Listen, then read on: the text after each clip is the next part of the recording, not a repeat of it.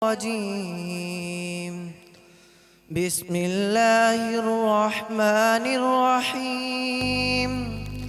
صبغة الله ومن أحسن من الله صبغة ونحن له عابدون.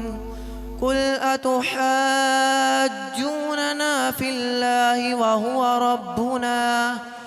وهو ربنا وربكم ولنا أعمالنا ولكم أعمالكم ونحن له مخلصون. أم تقولون إن إبراهيم وإسماعيل وإسحاق ويعقوب والأسباط كانوا هودا أو نصارى؟ قل أأنتم أعلم أم الله؟ ومن أظلم ممن كتم شهادة عنده من الله وما الله بغافل عما تعملون.